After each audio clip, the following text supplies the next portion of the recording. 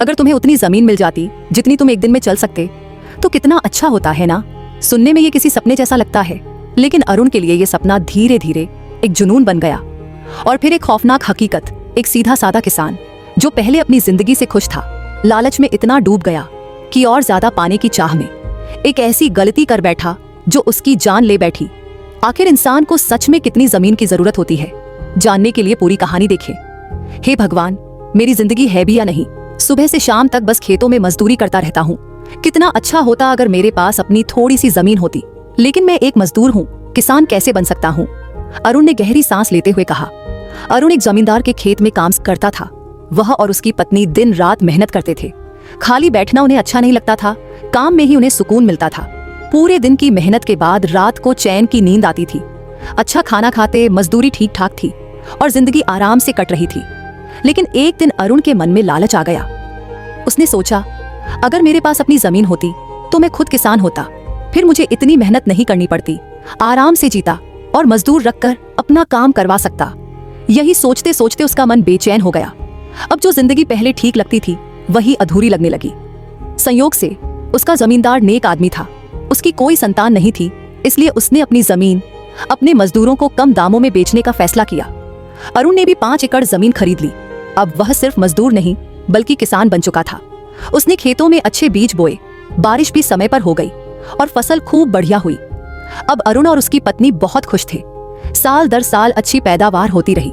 धीरे धीरे उसने अपना खुद का घर बना लिया, अच्छे औजार खरीद लिए और कुछ पैसे भी बचा लिए। लेकिन फिर भी उसे संतोष नहीं हुआ। एक दिन उसने पत्नी से कहा, बस 5 एकड़ जमीन है हमारे पास, इतने से गुजारा नहीं होगा, हमें और जमीन लेनी चाहिए। पत्नी बोली, ठीक तो कह रहे हो, लेकिन और जमीन आएगी कहां से। फिर अरुण ने सुना कि वोडिया नदी के किनारे बहुत उपजाऊ जमीन है। वहां कम मेहनत में ही बढ़िया फसल हो जाती है। बारिश के बाद मिट्टी में इतनी नमी होती है कि गेहूं अपने आप उगाता है। और सबसे अच्छी बात, वहां की जमीन लगभग मुफ्त में मिलती है। बस ये सुनते ही अरुण ने अपनी 5 एकड़ जमीन बेच दी और परिवार को लेकर वोडिया नदी के पास चला गया। वहां उसने 50 एकड़ जमीन खरीद ली। अब उसके पास ज्यादा खेत, मवेशी और पहले से ज्यादा दौलत थी। खेतों में मजदूर काम करते और उसके पास बहुत खाली समय रहता था, लेकिन इसके बावजूद वह संतुष्ट नहीं था। अब उसे लगता, अगर और ज्यादा जमीन मिल जाए तो मैं बड़ा जमींदार बन जाऊंगा और मेरा रुतबा भी बढ़ेगा। इस लालच ने उसकी नींद और चैन छीन लिया। नए सपने, नई मंजिल। एक दिन एक यात्री उसके घर पानी पीने आया। उसने कहा, यहाँ से 250 किलोमीटर दूर बशकिर लोगों की बस्ती है। वे बहुत भोले और दयालु हैं। उनके पास इतनी जमीन है कि वे बस थोड़े से उपहार लेकर जमीन दे देते हैं।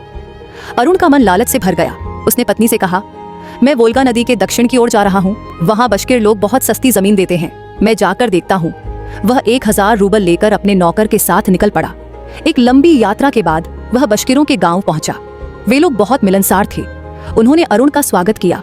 उनका मुखिया भी आया। अरुण ने उसे उपहार दिए। मुखिया खुश होकर बोला, तुम जितनी जमीन चाहते हो ले सकते हो। अरुण चौंक गया, कितने पैसे देने होंगे। मुखिया हंसकर बोला, सिर्फ 1000 रूबल में तुम एक दिन में जितनी जमीन घेर सकते हो उतनी तुम्हारी होगी, लेकिन शर्त यह है कि सूरज डूबने से पहले तुम्हें उसी जगह लौटना होगा जहां से चले थे। अरुण बहुत खुश हुआ। उसने सोचा, एक दिन में तो मैं बहुत जमीन ले सकता हूँ। आखिरी दौड़। अगली सुबह सूरज निकलने से पहले ही अरुण तैयार हो गया।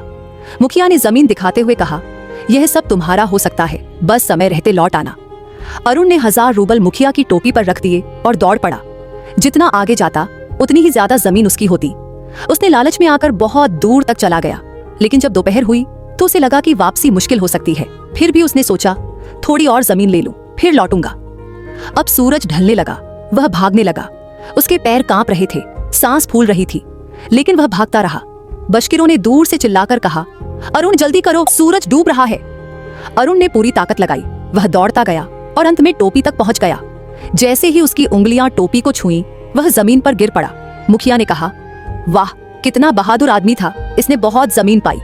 लेकिन जब नौकर उसके पास पहुंचा तो अरुण की सांसें थम चुकी थीं। उसके मुंह से खून बह रहा था। नौकर ने कुदाल उठाई और वहीं उसकी कब्र खोद दी, 6 फीट लंबी, जो बस इतनी जमीन थी जितनी उसे सच में चाहिए थी। बशकिरों ने सिर झुका लिया।